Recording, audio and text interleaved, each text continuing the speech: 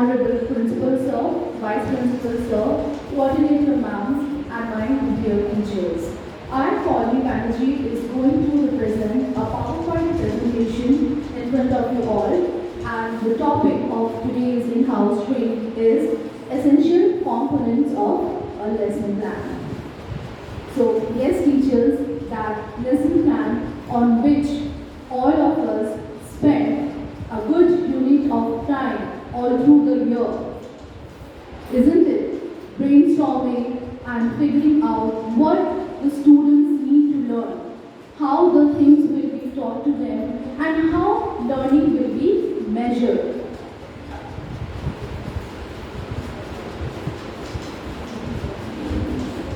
Lesson plan also acts as a teacher's guide and a resource for the teachers to represent themselves effectively in classroom, as it provides us a detailed outline of what to follow in each period.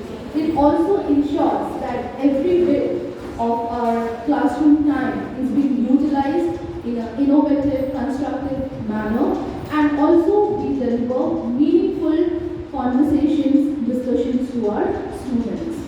So having said that, I would go to our first slide and see what it says. It's written, an effective lesson plan is a set of plans for building constructive learning. Now, teachers, what do we understand by constructive learning? If you remember,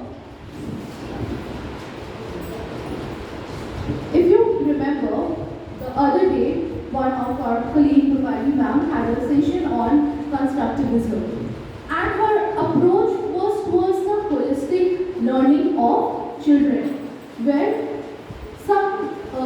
we can build constructive knowledge for them instead of just pursuing, grabbing in passively the knowledge.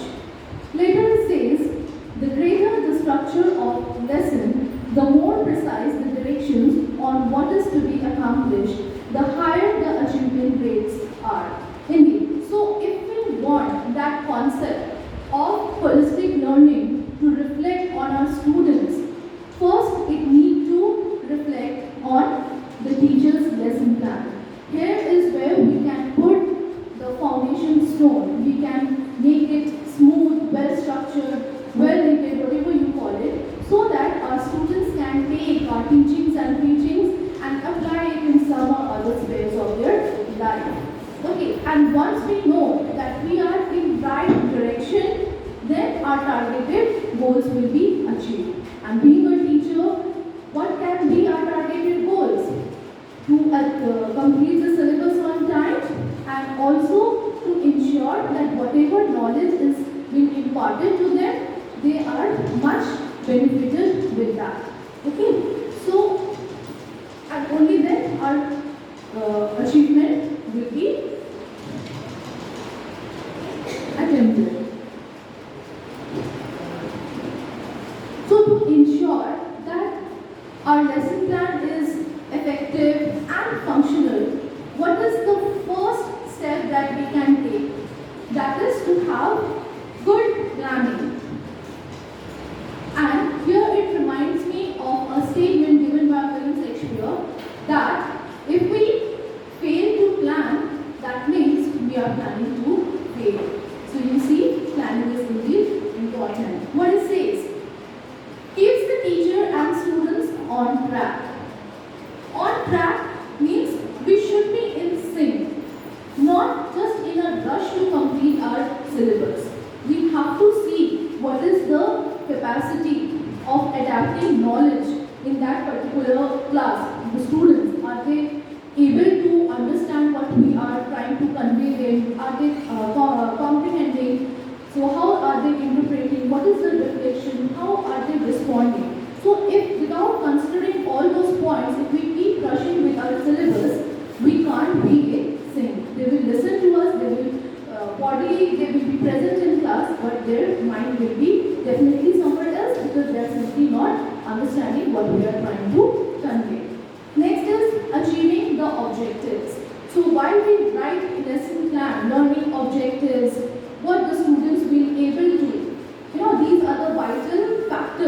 what we mentioned in our lesson plan. So, it is also very important to make sure that whatever it may, we may limit it up to just two objects, two goals, but we have to ensure that those two goals, those two objectives are reflecting on our students properly.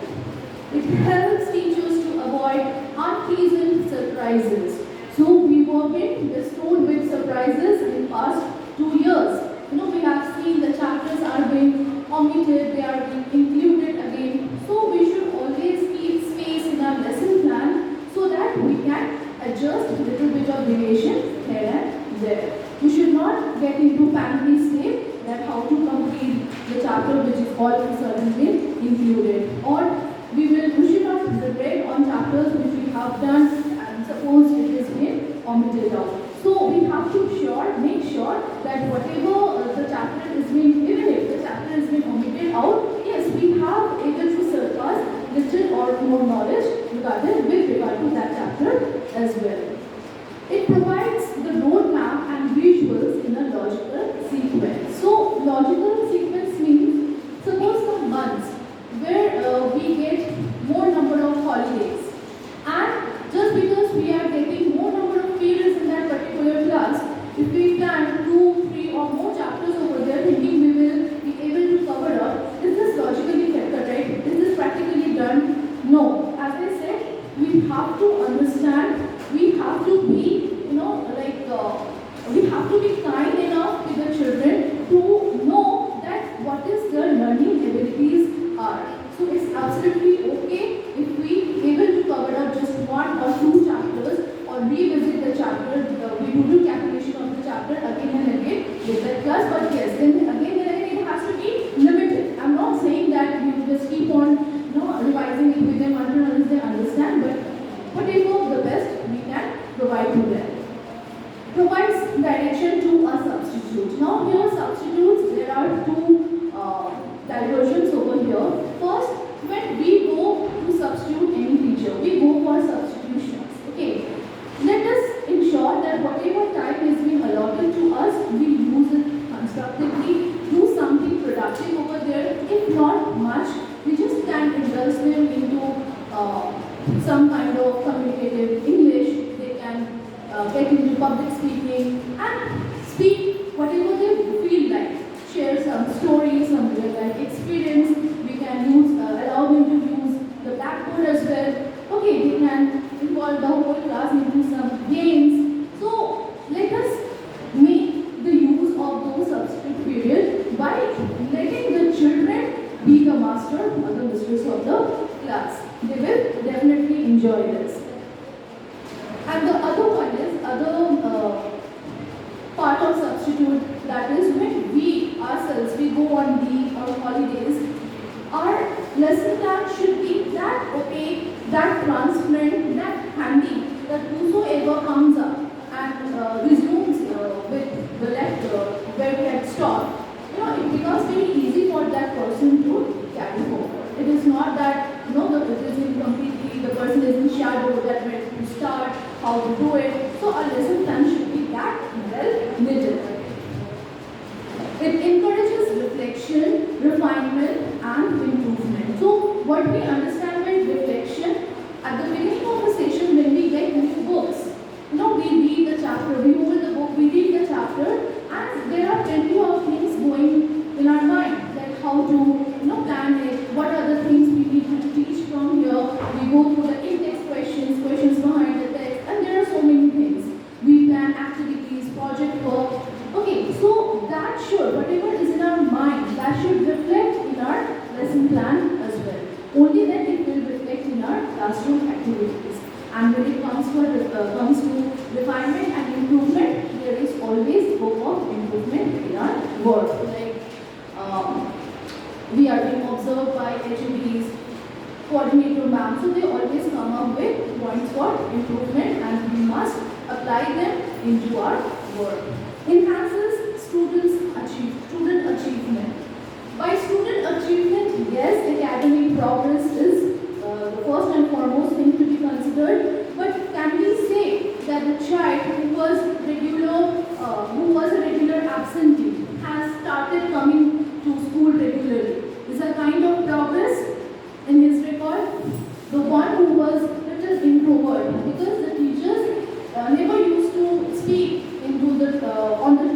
in which he was interested, like virtual gaming, computers. But when you know the interest of your child, that particular child who is a passive learner, like I have in my class, and I used to think that he is a passive learner, he is a little on dumb side, but it wasn't. I was wrong. He's quite tech savvy, maybe more than that I am.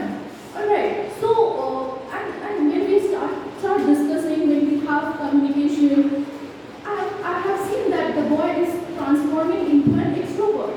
The child who used to go to field but was never interested in any games, used to sit in a corner.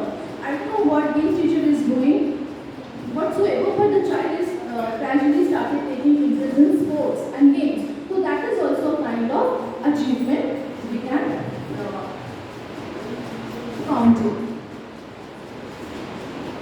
Now, let's quickly go through what is poor planning, where the teacher and the student both are frustrated.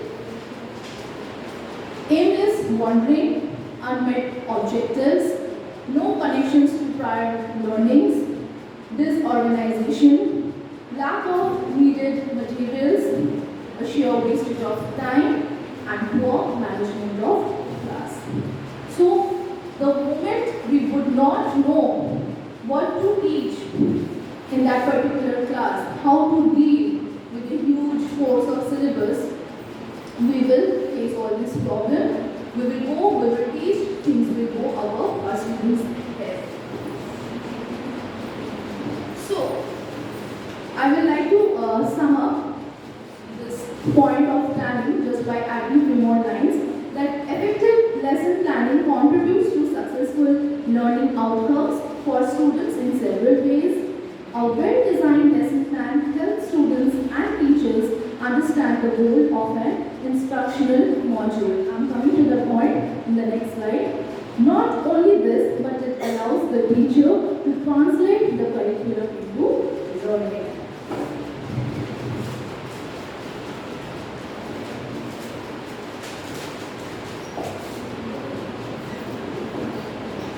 Now, instructional planning and strategies. What is instructional module? There are 5 strategies over here. We will dig into it, but just let me read first 2 points. Plans are developed to provide students with meaningful learning experiences. Can anyone tell me? We understand learning experiences. Is every time that becomes meaningful, insightful for us? Like, if I just would read this line and skip over, would you get the deeper meaning of this? But now if I give you one example of what is meaningful learning experience, that would help you to understand this statement better. Like, if you are introducing an animal to the class, and that particular animal species is not much found in the region where people stay in. So if we show them a picture of that animal, see, this is how it looks. Okay, it will have this imprint on their mind. Okay, so this is how this particular animals look like. So that will make the learning meaningful for them. It may come in very small packages, but yes, it does make difference. When we give references from movies, students, they enjoy it, they will share their experiences also, ऐसा हुआ था. So even if you show the interest. It's very important to be a good listener, to show that you are interested in what they are trying to convey or communicate. Okay, so that is meaningful learning experiences. Plans connect to related learning opportunities. Learning opportunities can be in several times, and that is what instructional module is all about. It can be direct instruction, indirect instruction, experimental instruction, interactive instruction. So I'm coming to that.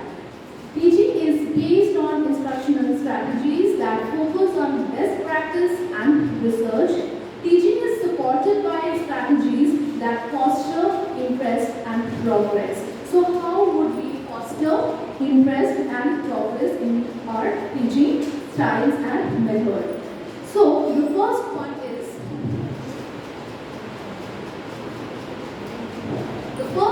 instructional approach is direct instruction. It is instructor oriented. Something that we usually do. It is the instructor directed. It is useful for providing information or developing step-by-step skills. For example, lecture, questioning, explicit teaching, and demonstration. More work that we do. Okay. The second one is indirect instruction. What I am doing right now, becoming the facilitator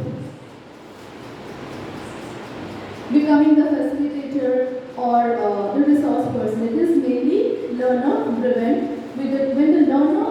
When the teacher is becoming a facilitator, supporter, resource person, because it is learner driven. It includes a person because it includes a high level of learner involvement in observing, investigating, drawing inferences, or forming hypotheses. Now, if we give them hypothetical situations, if you were a millionaire, if you were the prime minister of the country, we give essays as such. So it can be considered under indirect instruction. Experimental learning, experiment-blended learning, we all have been doing vigorously in the last session, is a learner-focused and activity-oriented. Experimental learning requires learners to reflect about the experience and ways to apply it to other contexts. Some examples are field trips, simulations, experiments, games, role-playing, model building using authentic workplace materials. Then comes independent study. It involves learners studying on their own under the guidance or supervision of instructor. It may also involve learning in pure partnership, example, essay research and writing computer-assisted instruction, journals, and packaged learning material. And the last one in this category of instructional module is interactive instruction that relies heavily on discussion and sharing. It helps develop social skills and the ability to organize thoughts and develop rational arguments. Interaction allows for a range of grouping and methods such as debate, role-play again, simulations, and peer learning. So let us just quickly recap what are the 5 instructional strategies. The first one being direct instruction, indirect instruction, experimental instruction, independent instruction, and interactive instruction.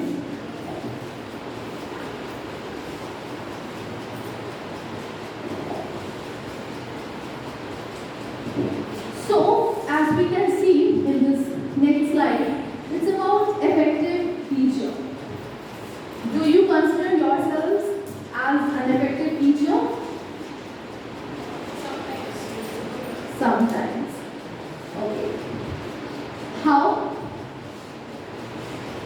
do you think you can be an effective personality, effective individual, leaving an impact? Depends on the outcome. Alright? So, here the first point is if only we keep learning and keep growing every day, we become effective. okay, thank you, ma'am. So the first point says to one who knows the content. So many times we have heard, or we ourselves also have done, that we go to class without carrying any books.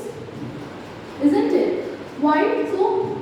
Because we know our stories well, we know our concepts well, we know the formulas well, and we know our calculations well. We do not need to dip into book and teach. So that is one of the traits of an effective teacher. Second is understand the development of student. Now, I would relate multiple intelligence in this point. We have learned over there that there are different types of intelligences. Visual spatial is there, musical is there, bodily kinesthetic, naturalistic learner. Okay, so we need to understand that in which way our student can show their development, their progress. Value the diversity of the student, the same thing in whichever way they can adapt, they can absorb, they can learn, we have to value that. Okay, if the child is inclined towards music, or he is little fidgetative, he or she is little fidgetative, body kinesthetic, we have to value that. Okay, we just cannot say or expect them to sit in one place and keep listening to us. Alright. Use multiple assessments to evaluate progress. We are doing that. It is not always necessary that the child will write in pen and paper and score good. It can be that the child is more confident when he or she is appearing for Viva, for the mock test, the oral, okay, or he or she is more confident attempting MCQs type of question, more confident in open-ended kind of question, value-based kind of a question. So we can test our students, we can evaluate them, we can have their assessment in various manner, in the multiple assessment manner. Create a suitable learning environment. Happy teacher creates a happy classroom. Exactly, happy teacher creates a happy classroom. So we have to ensure that we leave all our private affairs, all the problems there at house, and when we are entering the class, we have to have a filter on our face and have to be class appropriate, class ready. Adapt and modify instruction. So recently we had field assessors in our school. We invited them, isn't it, with great pomp and show. And something that we have learned from them is to take criticism positively. Okay, to take criticism positively in whichever way it is coming, from whomsoever it is coming, there is always scope, as I have stated this before also, there is always scope of improvement in our work. Use effective communication. So is whatever we are doing now, is this only a way of communicate, a way to communicate? No. You know, there can be this one face-to-face communication where we sit, we talk, we pour our hearts out. There can be some non-verbal communication as well. And being a teachers, we become good eye reader, face reader, isn't it? We understand the gesture, their tone, their attitude. So those are the non-verbal communication. The other sort of communication which is quite rare these days, but it is in a form of writing. Okay, when you just cannot say something, express yourself to anyone, you can write it in a piece of a paper and can convey to the person in front. It reminds me of an incident. There was a time I was in the 8th or 9th standard and I was bedridden due to a broken leg, and I was very close to my English tutor, and I used to write letters to her, the life updates and whatever is happening, how much I miss, going to her place, and I used to send to my brother. And I felt, and there I realized that I'm good in letter writing. I love writing letters. And that is one of the best ways to communicate, to express through words. Okay. I know it has become a little old school sort of, but you can try sometime. It feels good. Then is collaborate with members of the learning community. So collaborate with the members of, who are the members of learning community? The teachers, the students, and the parents as well. Together, we need to join hands instead of pulling each other's legs. We need to join hands and we need to help each other. Engage in sustained professional growth experiences. Of course, being an individual who would not like to have professional growth. We all thrive for professional growth. So it can come only when we become efficient in our work. We like, if our lesson plan is strong enough, solid enough, structured well, we can definitely show from I was a newcomer, I was just an apprentice, and gradually I have learned to design my lesson plan this well. So it will definitely leave a mark on your professional growth as well.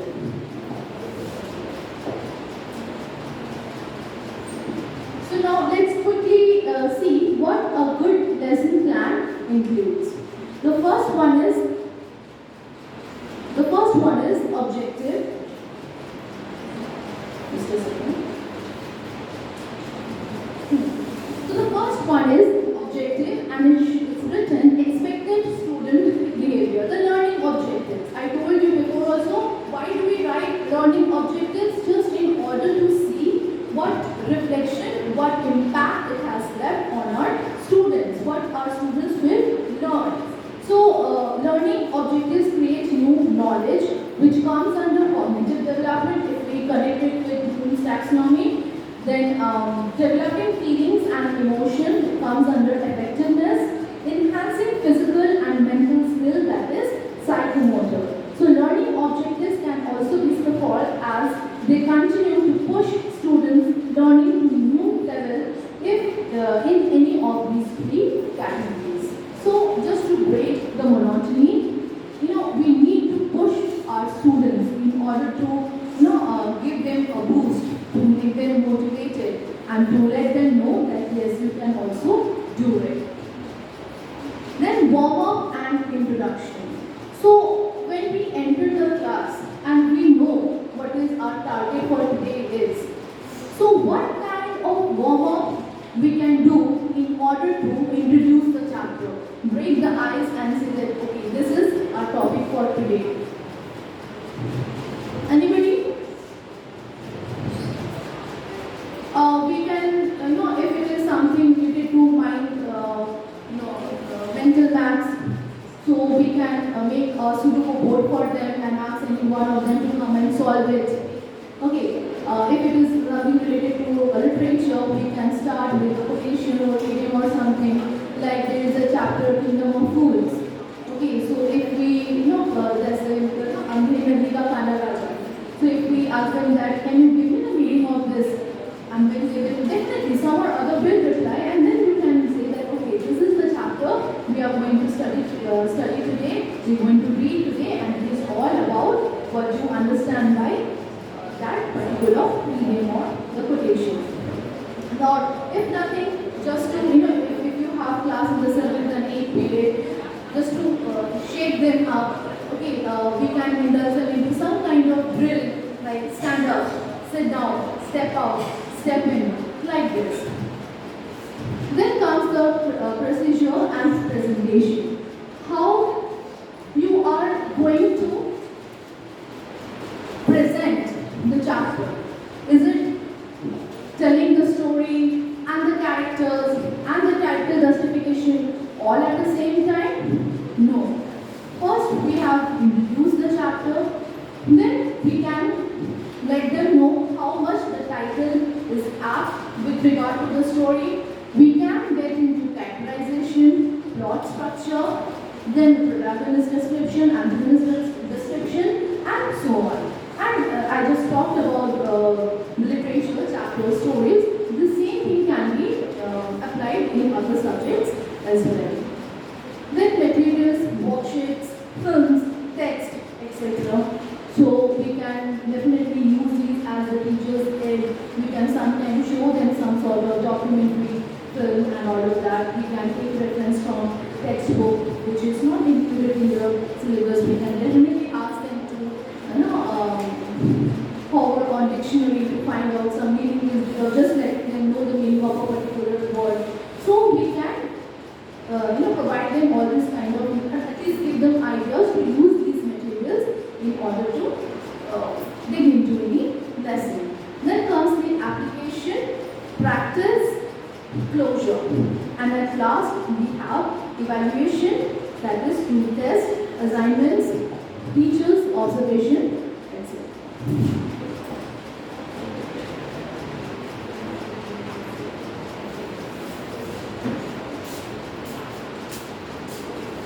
we have the objectives. The objectives, learning objectives. So let us know, let the students know what our objectives are, why they need to know, and how they will use the learning. Now, suppose if I say, students will be able to illustrate clouds that signal unsettled weather. And I say, students will understand that some clouds signal the approach of poor weather. Which line sounds better? In which way you think the learning will take place in more constructive manner? In the first statement where we are using the word as such, illustrate, or in the word if I just say understand. Do you understand? Now write it down. If I say you have understood, you have read the text, now illustrate your point. Elaborate it, discuss, verify. Okay, have some interaction among yourselves. So if we use this kind of words in learning objectives, it will definitely have a very good impact on our students. They would know that okay, these are the words through which we can be questioned. Then is provides alignment with district and set goals. Use behavioral verbs to describe the expected outcome, the action. As I said, instead of just writing understand or if we just write discuss, okay, we can use the words of action as I said like verify or explain, elaborate, the words as such. Okay, and at last it comes appreciate, enjoy, love. Okay, the student must be appreciated towards you. They must have expectations from you that yes, so and so teacher, if we go and we put our problems in front of her, she will at least solve it, she will pay her years. And definitely when this thing is occurring, when students are exactly knowing what you are teaching them, okay, they would definitely enjoy the class and they will create the feeling of love towards that particular subject as well.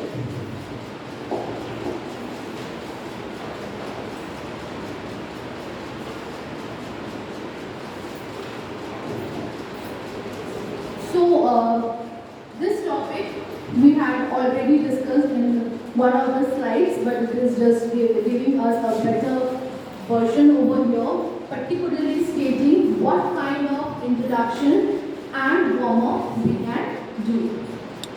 That is, to grab the attention of the students, provides the interest or motivation factor, set the tone for a lesson connected to the objective. So, what is the purpose of having this warm-up minutes or introducing a chapter?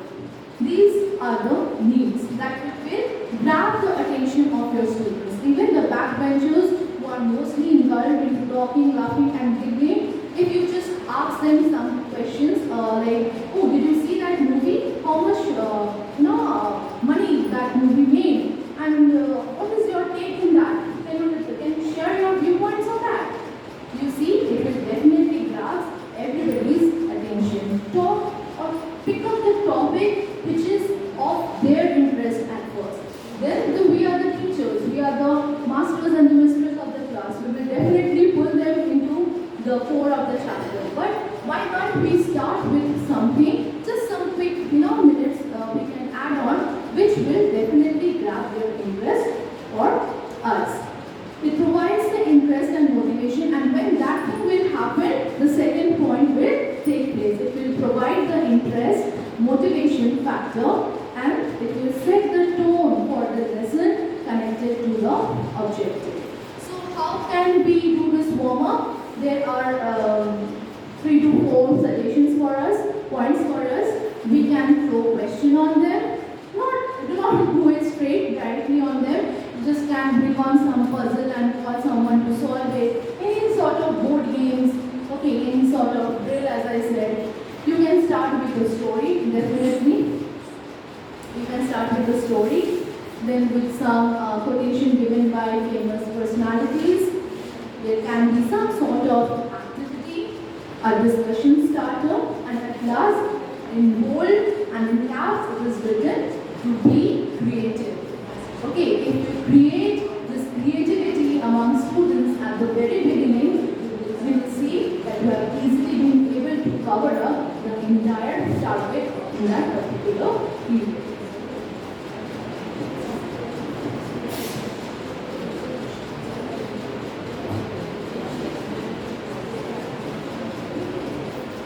Now, the next slide says about pre-assessment. What are the preps? What are the preparations we need to do before the assessment? We have to know our students well. With regard to what are the characteristics of learners in the class? Like 17, majority are active learners or majority are passive learners. What kind of teaching methods, strategies, communication they enjoy or they look forward to? Okay, what kind of behavioral aspects they have? How do they interact with you? All these are the characteristics we need to know of our students.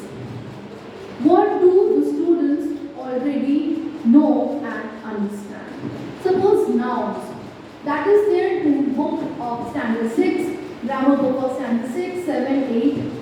Okay, so by the time we come to standard 8, we assume that our students, they already know about nouns there.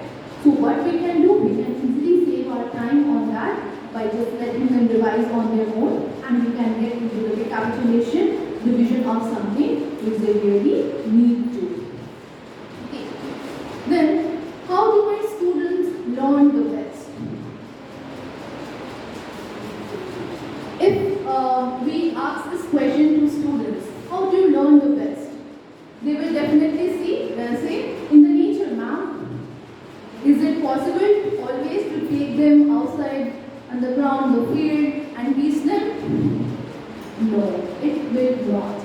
Okay, but yes, we can definitely relate our chapter in some or other way in which we can take them to ground to show some pieces of flower, you can say, or just to show them some physics, what do you say, the concepts. Okay, we can definitely take them to labs.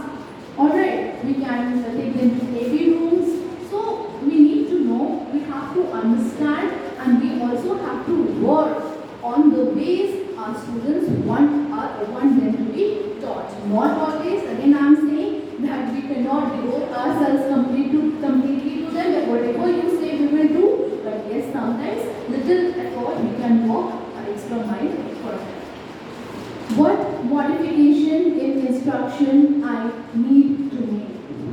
So what modification in instruction might I need to make? As I said, our work will definitely have chance of improvement. There will be scope of improvement, and we need to figure it out. If something is not working, we will have to come up with some or other potential ways or manner in which we can make it work. We just cannot let it go. नहीं हो रहा है, छोड़ देते हैं, ये नहीं चलेगा, करवाना तो पड़ेगा. So modifications we have to make, we have to accept if it is coming from some, the one who is our HOD or our principal sir or vice principal or coordinator, whosoever it comes from, we can implement and see what is happening. We might take some sort of inspiration from our co-workers. If we have seen somebody is working in certain way, the classroom teaching I'm talking about, and you can definitely apply it. I'm not saying that copy paste it, but you can add some your own spice to it, and then give it a new face, new structure to it, definitely. So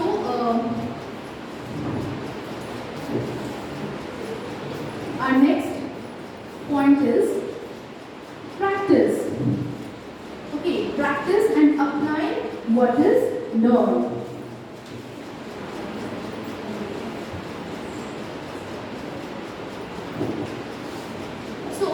What is written here? Students learn by connecting to new knowledge with knowledge and concepts that they already know. Most effectively in active social classrooms where they negotiate understanding through interaction and varied approaches. Communicate with your students. Don't take one-way lectures. Make your lectures more like an interactive session where students are also able to participate, give answers and ask questions. So this can be applied when we talk about practice. Practice can't always be limited to pen and paper. Asking questions, we should always give them fair and equal opportunities to ask us questions as well. It should be interactive classes. Whenever we are discussing something, it should be interactive, two-way. Let them also come up with their viewpoint. So what is written here? Applying what is learned. How do we know that whatever we have taught them, we have inculcated in them, we have actually absorbed it, they are actually knowing about that particular lesson, that particular topic. So the first point says it provides multiple learning activities. Multiple learning activities. How can we ensure learning is taking place through activities? Now we have indulged our students into so many activities. I did it through model making, poster making, spell bee test. Students, they have drafted their own stories and I've asked them to come and narrate it. So they have got the feeling of a storyteller as well. Okay, so we did not to threaten them, okay, that you are being asked some sort of questions and you have to answer. If you can't, you will be punished. No, we can check learning has taken place through these fun activities as well, where they would not actually know they are answering your questions and they will do it. Guided practice, teacher controlled, like use a variety of questioning strategies. As I told you, you have to have some strategy. If you just scare them, they are being threatened, or they know that you are asking them questions, they will be evaluated, they will never come up with answer properly. So you need to know some strategies, question strategies to determine the level of understanding. How much the student has grasped it, at what level, and how much revision you have to do it on that particular topic. Determine the level of understanding by journaling, conferring, independent practice, and practice may be differentiated. It can take place in different manner, but whatever you like, whatever your students feel best, in the best way they can be judged, you can apply on them. Many times it happened that a child came and told me that, ma'am, I'm not able to frame my sentences. Okay, I know what happened in Kapuri Khan, but I'm unable to frame. So what will we do? Okay, don't write, leave.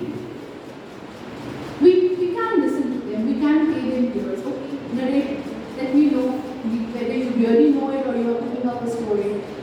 Okay, so opportunities must be given. Yeah, so here we see five E's model of a lesson plan. This all we have studied while doing our B.Ed, and it speaks in volume about engagement, how do we engage our students. Then comes to explore, explain, elaborate, and evaluate.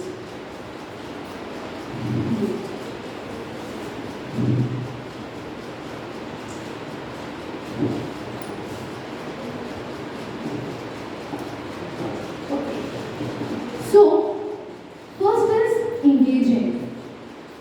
Which point that we have gone through in the session you think you can include in engaging?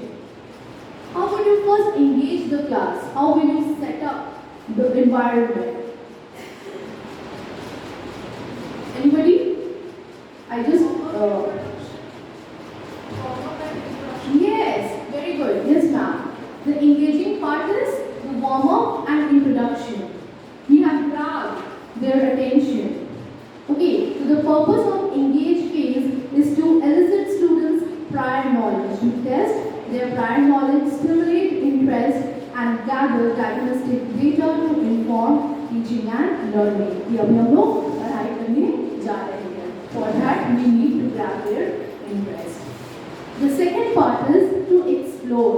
As I said, if they are coming up with a word and want us to explain the meaning, rather than just letting the students know the meaning of the word, we can say that you have dictionary. If you don't have, you get into habit of sitting with the dictionary whenever we are, reading the chapter, reading for meaning.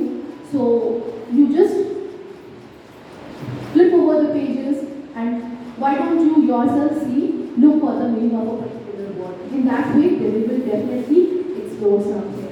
So it's written here that students carry out hands-on investigations in which they can explore the concept or skill. I just gave you a little example. It will definitely take place in the concept and skill level. They grapple with the problem or the phenomenon and describe it in their own words. The next is to explain. And what is the purpose of explaining? Paraphrasing we do. The purpose of explain phase is to support students to develop scientific explanations drawing from experiences.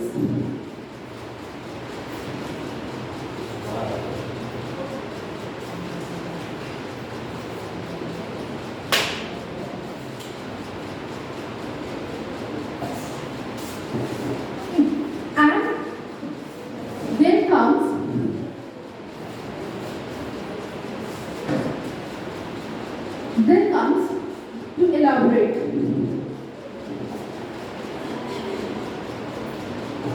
The phase of elaborate provides opportunity for students to apply. So explain was on our part to support the children by explaining the concepts and the story and whatever the subject is, we provide this support or guidance to the children by explaining it. And when it comes to elaborate, it becomes student oriented. What is written? This phase of elaborate provides opportunities for students to apply what they have learned to new situations to develop a deeper understanding of the concept or greater use of their science inquiry skills. When they have real life experiences, when they do the task on their own, and in maximum time it happens when they visit labs. Okay, when we take them to field trips and we let them touch, we let them see for themselves that this is what it is actually happening. This is the life cycle of butterfly. Okay. And the final phase provides, that is the final phase is to evaluate. That provides an opportunity for students to review and reflect on their own learning and on their new understanding and skills. We will test them. Okay, you can start with MCQ type of questions and then can get into word meanings, antonyms, synonyms. I'm talking about English. I'm taking references from the subject English every time. It will be applied on your own subjects. So we have different ways of evaluating our children to have assessment on them in different strategical manner.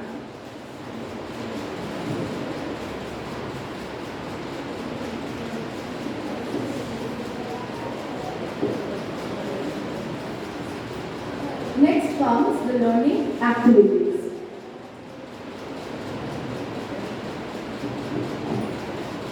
Learning activities, you can take a photo of it. What are the learning activities we can indulge our students into? It starts from graphic organizers.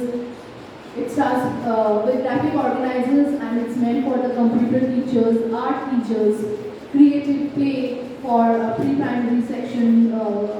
We can take this up.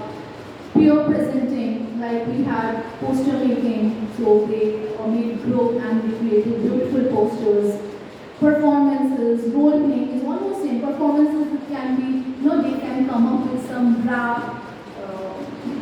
whatever is being taught to them for any particular chapter. They have created their own poems, okay, in form of rap or any form of like Hindi, dohas and all. They can sing it out. So those comes under performance rules. If we all know debates, game making, projects, cooperative groups, inquiry learning, direct instruction. I told for direct instruction when we are using the board work for demonstration, okay, and differentiation. We just can ask what are the similarities and what are the differences. So these are the different type of learning activities we can indulge our students in.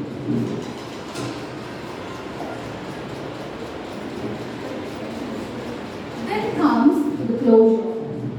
So when we have started something, it's very important to give a proper wrap up to it. Lesson wrap up. Leave students with an imprint of what the lesson covered. Students summarize the major concepts.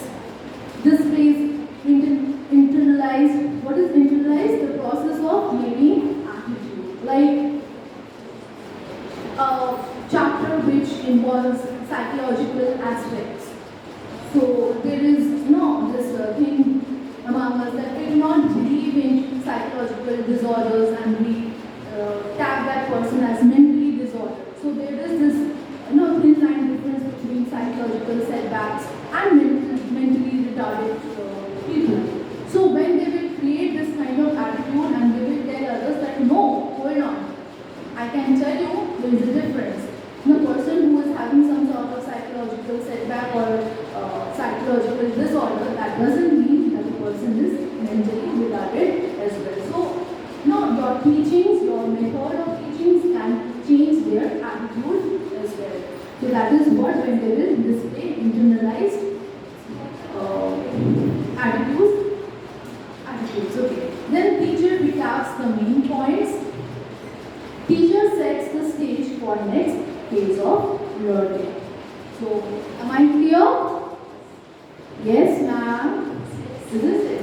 So, this is how we make the space. We make the space for the upcoming learning. And then comes the time of evaluation, which is we are into now in this phase. Assess the learning, and what are the rubrics?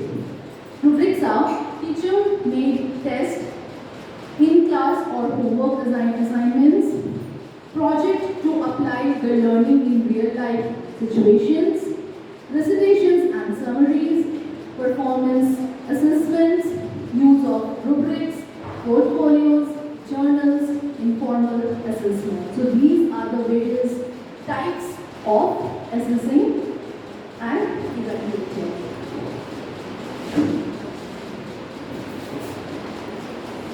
A major part, reflection. After they are being assessed, they are being evaluated, then we get to know what reflection, what imprint our hard work have left on them. So we will come to know about it through the reflection. What went well in the lesson? What went well in the lesson? You can know that whatever we taught was indeed fruitful if somebody would have a positive perspective, or the child will bring out something positive even if there is something negative going on. Okay, so that is how we can test them, how much they have learned. Okay, we, as I told you at the very beginning, we are creating them for their lives, that is lying ahead. So reflection is not only what it is given in the chapter, what is being taught in the chapter. We also, we should be happy if the students, we should feel proud if the students are coming up with their own versions. That ma'am, this can also be the meaning of this particular situation. This events and episode can be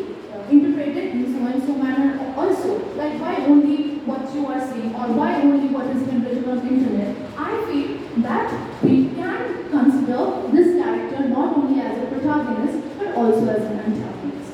Okay, so when they will come up with their suggestions, their viewpoint is what appreciating. What problems did I experience? Usually, what kind of problem do we experience when we are expecting students would give answers, when we ask them questions, or we have some or other point, we have always faced this problem that they do not submit their projects on time, isn't it? We feel that they would love drawing and sketching and getting into colorful things, but then we see that they are not interested in that as well. So these are some of the problems that we face. Are there things I could have done differently? So the first thing, the second point will lead to the third. So that I thought project work will do. Okay, some sort of, if I involve them into model making, they will be very happy. But it didn't work. So could I have done it in any different way? Okay, so we need to ponder on that. How can I build on this lesson to make future lessons successful? Okay, definitely after we teach a particular lesson, after seeing how they are responding, how they have performed, we take lessons to make our lesson plan more solid for the future upcoming lesson. Like, okay, these were the loopholes. Here I needed to work in this manner. So what this time it was minor failure.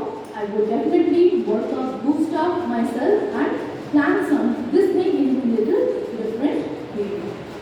So how can I build on this lesson to make future lessons successful? And this point I talked about our professional growth. So once you start brainstorming in it, when you start thinking, rethinking about what new can be done, what new approach can we bring about, only then that will lead to our personal and professional growth as well. So let us do some revision, recapitulation, that is lesson plan review, reflection and open discussion, the main components of lesson plan that we have done, critical thinking skills, characteristics of a good lesson plan, and what are the teacher's responsibilities. So these are the points overall we have covered up till now. Do we write about revisions in our lesson plan? Yes, we do. Of course we do. So this was our recapitulation of, I think, past 16 to 19 slides. Yeah. So I have connected it to Bloom's taxonomy as well. Quickly we will go through it. Use daily in questioning to develop high order thinking skills, critical thinking skills. That is knowledge, comprehension, application, analysis, synthesis, and evaluation. So don't you think that whatever we have learned in today's session up till now, it included all these points? First, we have come to know that what constructive lesson plan is all about. Then we have tried to understand that what an effective teacher is like. Then we have tried to apply those things on our work. I've talked about how they can bring changes, how to appreciate criticism and all of that. And then analysis we will definitely do in our mind. And then comes to synthesis and evaluation. And it will take place when you all will be giving your this thing in the questions, the answers when you will attempt. So that will be evaluation for you. So you can take photo of it. Like I told you, the question, when we are framing questions, we can, instead of just continuing with the monotony, we can use words as such. Interpreting is here. Okay. Then recall, retells, describe who, what, when, how. So this will definitely help you to give a better structure to your questions.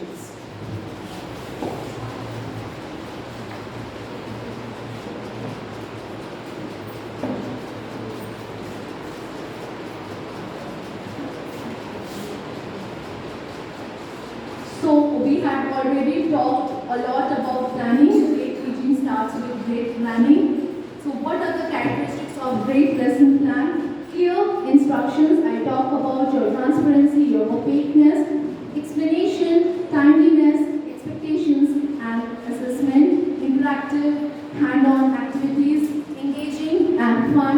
Allow students to feel a sense of shared exploration and discovery. Give student choices. Okay, we have to give equal and fair opportunities to the students to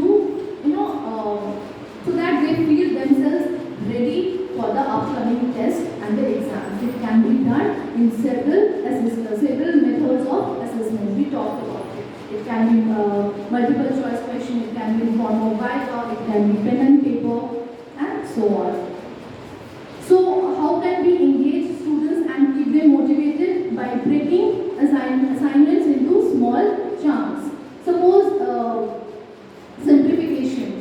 So if we just let them know that, okay, you can attempt the easier sums and leave which you feel is tough for you. Wouldn't they will remember us for their lifetime? The teacher was so kind that she let us comment out what was a little tough for us and let us do only in which we were comfortable in. Hand-on manipulatives, ask open-ended question, value-based question.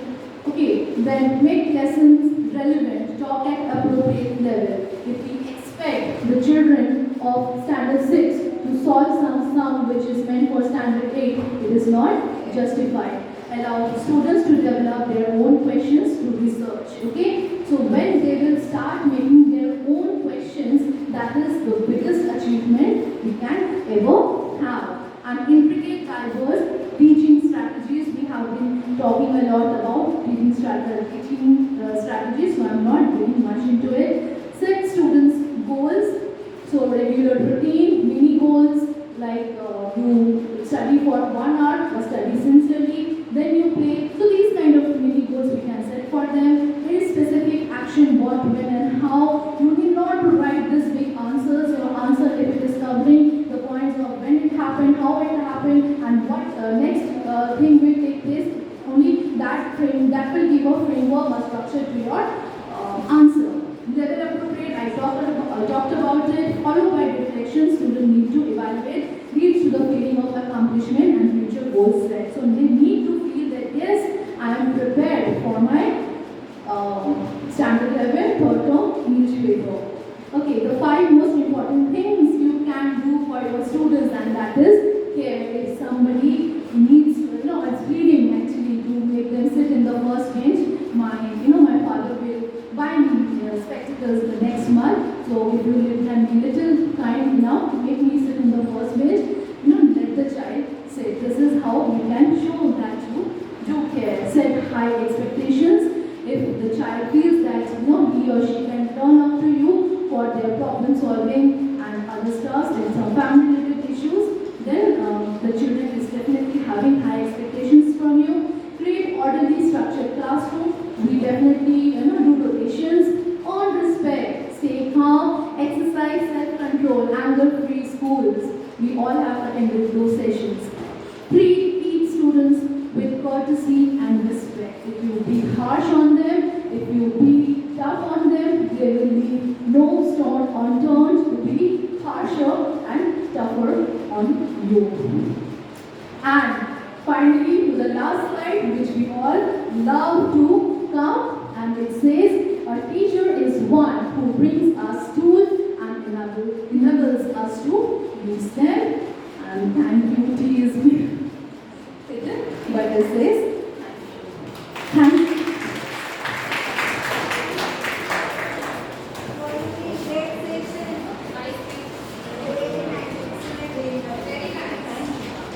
Thank you so much. Thank you for being such a patient listener. I was able to attend around half an hour last session. So, Paulami did this only in 1 day notice. So it was much better. Good. I think 1 day notice you got? Right. So, I think I'm loud enough? Okay. So the trainings, we all understand that this is 25 hours in our